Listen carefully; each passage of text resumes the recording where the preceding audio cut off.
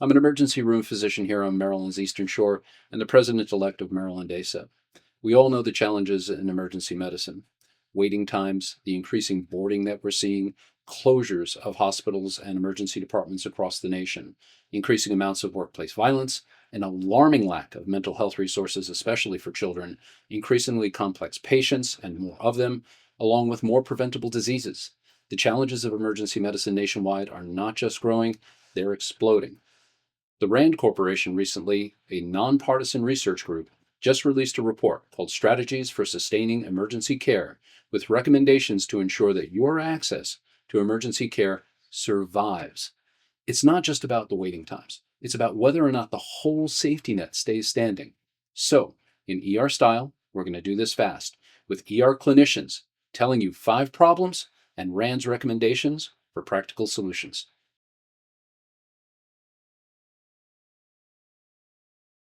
The problem? RAND calls the ED the acknowledged safety net of the U.S. healthcare system, the only place that treats you regardless of the ability to pay. And TALA, the Emergency Medical Treatment and Active Labor Act, is a federal law that requires all hospitals that work with Medicare to provide emergency medical screening and stabilization regardless of your ability to pay.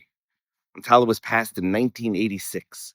And between 1986 and 2020, U.S. emergency departments provided almost $1 trillion in unpaid care.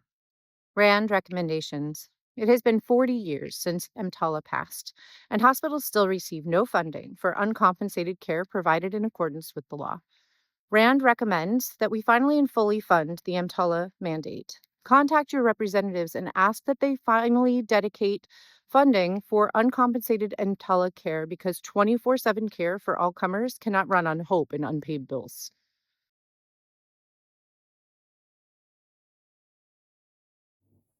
RAND highlights a simple chain reaction.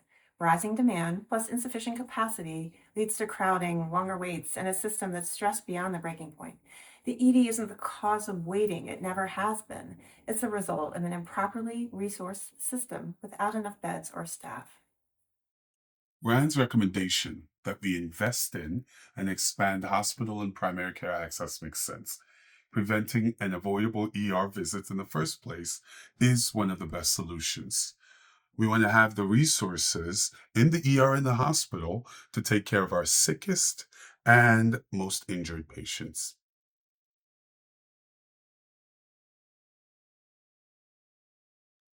RAND reports that payments to physicians per ED visit has fallen as well, driven by a decrease in inflation adjusted Medicare and Medicaid reimbursement, as well as an even sharper drop in commercial payment.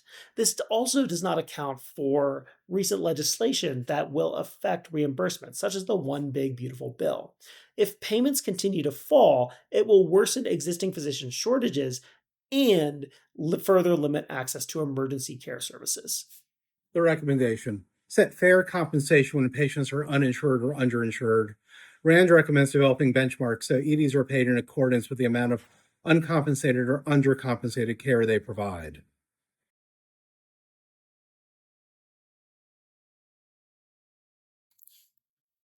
RAND emphasizes that emergency departments provide value far beyond individual visits, including public health, threat detection, and community resilience.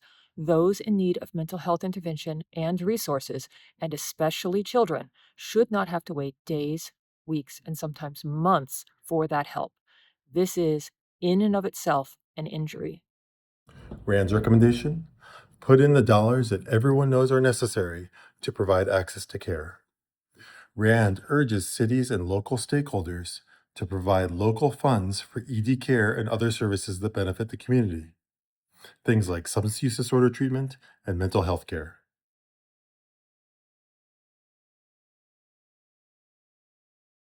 When crowding rises, tensions rise, and RAND explicitly links these pressures to increasing violence towards emergency department staff. Nearly one-third of all emergency department physicians have experienced a physical assault in the past 12 months, and one half of emergency department nurses. RAND's recommendation: make protection real. RAND recommends state and federal laws that increase legal consequences for violence against healthcare workers.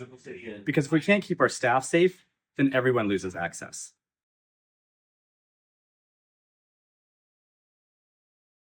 RAND's message is blunt. Emergency care is high value. Imagine the United States without it. But its very viability is at risk. We don't have universal health care in this country. We have the emergency department. For far too long, politicians and policymakers have taken advantage of the resourcefulness and resiliency of the people who do this work. But as we all know, if you ignore any problem long enough, the end result becomes a disaster. And we know something about disasters. These fixes aren't abstractions or pie in the sky asks. They're policy levers. Fund the EMTALA mandate. Reduce crowding. Pay fairly for indigent care. Invest locally and protect healthcare workers. If you care about keeping your emergency department doors open and keeping care available when minutes matter, RAND is the roadmap. Call your legislators. Tell them you want these changes implemented. Time is growing short, so please act.